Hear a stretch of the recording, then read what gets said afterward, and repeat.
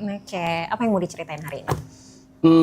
Lebih mau nanya aja sih, karena dulu sempat pernah sekali ke kelas anger management. Karena aku tuh punya masalah sama pengontrolan emosi diri. Oke. Kayak gampang temperamen, dulu dulu banget.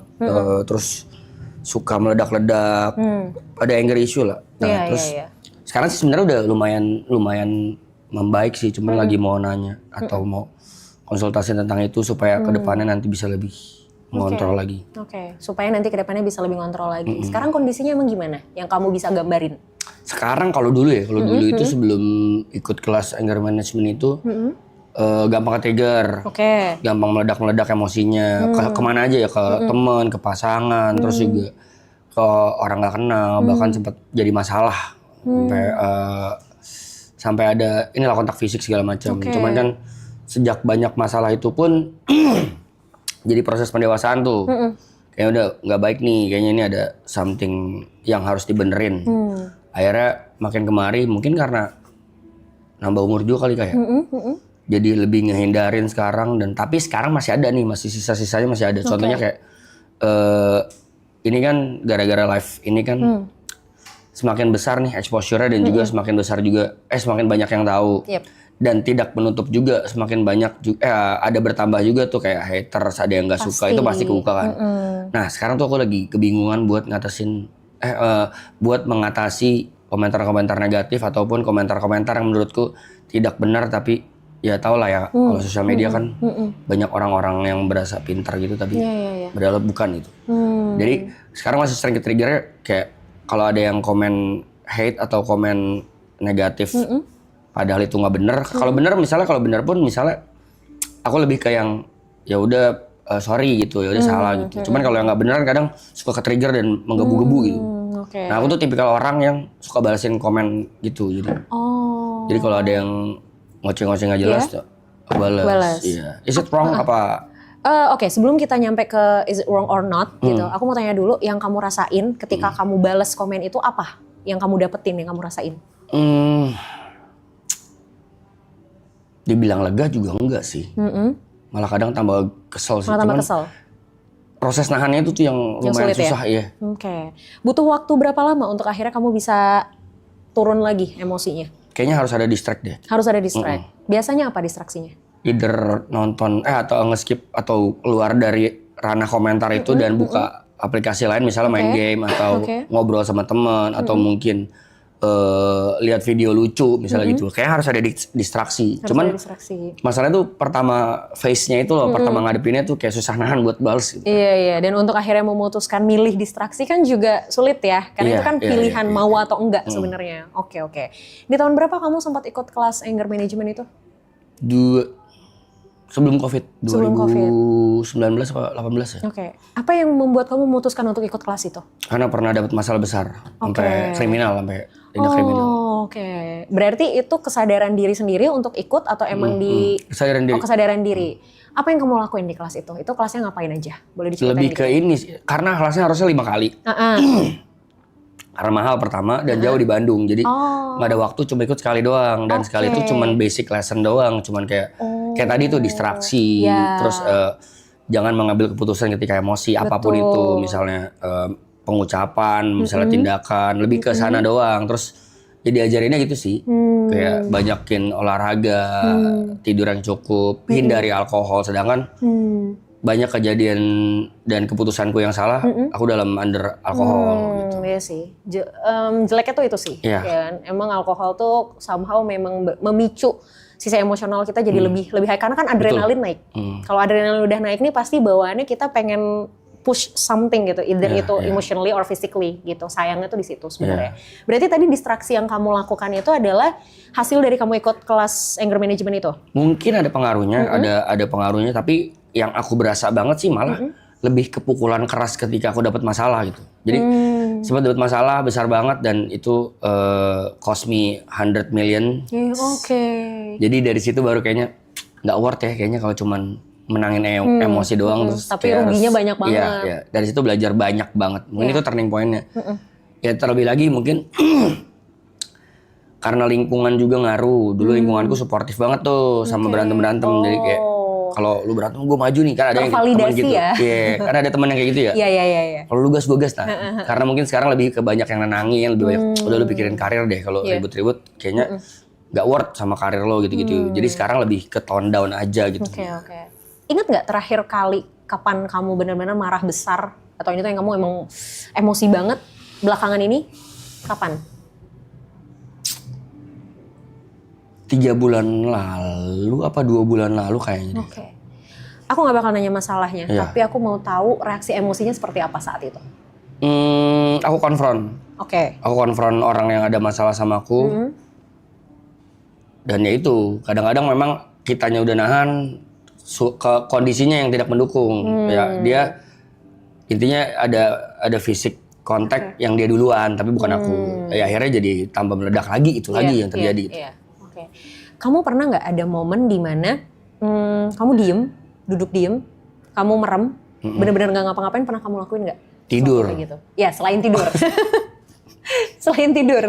Enggak ada. Kamu tapi awake gitu, memang benar sadar gitu. Tapi aku punya habit gini Kak. Aku punya habit tuh biasanya sebelum ini live ini terjadi, aku selalu menyisihkan waktuku misalnya either paling lambat 2 minggu sekali atau seminggu sekali itu untuk me time. Oke, good. Jadi aku suka me time, tapi me time gue itu kayak evaluasi diri apa yang aku lakuin sebulan ini, sebulan belakangan. Tapi minum alkohol.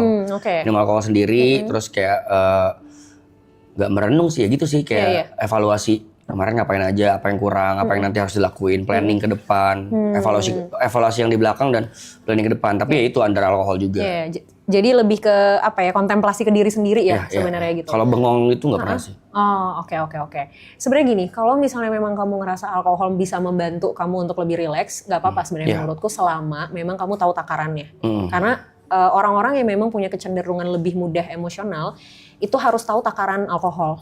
Soalnya kalau misalnya dia konsumsi berlebihan, itu dampaknya kayak yang udah-udah tuh, kayak yang kamu pernah lakuin lah, kamu pernah rasain. Jadi memang kamu harus bisa takar itu yang pertama. Terus yang kedua, masalah komen di sosial media, gimana nih gitu ya, gimana untuk supaya oke nih, stop nih gitu, untuk nggak malah jadi ngebales, ujung-ujungnya malah tambah emosi, gimana supaya bisa langsung ke distraksi. Kalau pilihannya langsung distraksi, susah. Kenapa? Karena kita tidak akan bisa terdistraksi kalau pikiran kita, perasaan kita, batin kita itu masih ke yang sini. Misal, ini ada gelas isi, ini ada botol, ya kan? Kita pengen ngeliat ke sini, pengen minum yang ini, tapi kan ini masih keisi. Susah dong buat kita bisa ngambil ini kalau ini masih keisi. Artinya yang ini dulu harus dihabisin kan, baru kita bisa tuang lagi, baru kita bisa ambil yang ini. Sama kayak emosi. Kamu harus berusaha untuk tenangin dulu yang di sini, baru kamu bisa distraksi. Gimana cara tenanginnya? Nafas. Jadi sumber terbesar emosi itu adalah ketika memang kita tidak mampu mengontrol nafas kita dengan baik. Kalau lagi emosi yang paling kerasa apa? Iya, deg-degan. Deg-degan kan? Nafas pasti terengah-engah kan? Badan mulai kaku, ya kan? Kebas segala macam, kepala pusing. Itu karena jantung kita, adrenalin kita tuh muncul. Itu ngasih gejala ke fisik itu adalah detak jantung berdegupnya lebih cepat. Kalau detak jantung berdegupnya lebih cepat, otomatis kan emosi kita juga pasti lebih terengah-engah karena asupan oksigen jadi berkurang. Asupan oksigen berkurang, kita udah susah mikir secara lebih objektif karena asupan oksigen ke otak juga jadi berkurang. Boro-boro mau ngambil keputusan, akhirnya keputusan yang diambil adalah ya udah gue bales head comment ini dengan sesuatu yang lebih hate lagi, misalnya gitu, atau anything lah gitu. Jadinya kan malah boro-boro mau distraksi gitu kan, nggak bisa. Akhirnya yang harus dilakukan adalah kita pastikan oksigennya masuk dengan baik dulu gitu. Nggak harus langsung fine, tapi at least tuh menurun dulu deh gitu ketegangannya gitu. Dilakuinnya dengan apa? Nafas. Pernah dengar relaksasi pernafasan? Pernah dengar? Pernah ngelakuin? Itu juga diajarin. Nah, apa yang diajarin? Teknik yang berapa? Yang gimana? Yang ya betul. Yang pelan-pelan atau nafas pelan-pelan itu diajarin juga. Itu diajarin juga. Nah, aku mau challenge kamu, mungkin ini bisa jadi sesuatu yang kamu bisa lakuin setiap hari, terutama sebelum tidur, apalagi kalau lagi emosi, ngadepin hate comment. Kamu relaksasi pernafasan tapi ada hitungannya, 3-4-3 namanya. Ya. 3 hitungan itu kamu tarik nafas dari hidung, 4 hitungan kamu tahan, 3 hitungan kamu hembusin dari mulut. Gitu. Itu dilakuin sampai little bit lebih turun aja gitu. Nggak harus yang benar-benar tenang, enggak, karena susah pasti. Tapi at least sedikit menurun, baru habis itu cari distraksinya. Jadi distraksi itu sebenarnya langkah kedua. Langkah pertamanya nafasnya dulu. Mau cobain dulu nggak sekarang? Dikit aja. Ya. Tapi aku pengen minta sambil merem boleh ya? Oke. Aku yang pandu, hitungan ketiga, kamu tarik nafas 3 hitungan, terus nanti tahan 4 hitungan, baru hembusin lewat mulut 3 hitungan. Oke? Boleh merem dulu? Oke. 1, 2, 3 tarik. Tahan. 2, 3, 4. Hembus. 1, 2, 3. Tarik lagi. 1, 2, 3. Tahan. 1, 2, 3, 4. Hembus. Pelan-pelan aja, it's okay, take your time. Pelan-pelan. Tarik. Tahan. Hembus. Oke, udah dapat ritmenya sekali lagi? Udah? Oke. Gimana? Ya emang ngaruh banget sejauh ini sih, ngaruh banget. Cuman kan kadang suka lupa aja kan. It's okay, nggak apa-apa. Kita coba ya. PR-mu lakukan perlahan, nggak usah terburu-buru. Ya, ini akan sangat tidak nyaman untuk orang yang punya sisi emosional cukup fluktuatif. Karena membuat orang emosional untuk stay diem tuh pasti bikin cemas, pasti nggak tenang ya kan. Tadi tuh di percobaan pertama kedua kelihatan tuh kamu kayak nggak bisa gitu. Tapi it's okay, ini dicoba gitu ya. Tadi di percobaan ketiga ritmenya udah lumayan dapet. Nah itu boleh dilakuin. Jadi begitu kamu baca head comment, set, tarik nafas dulu. 1, tarik nafas. 2, kalau emang kamu lupa untuk tarik nafas, at least berhitung 1 sampai 10. Jadi sebelum kamu beneran ini, kamu hitung dulu 1, 2, 3 sampai 10. Nah itu tuh tanpa kamu sadari, kamu ngebantu diri kamu untuk tone down dulu. Abis itu udah 10, tinggalin handphone kamu atau buka aplikasi lain. Oke. Gitu. Itu dulu aja yang dicoba pelan-pelan ya. Oke? Oke, Dok. Sip.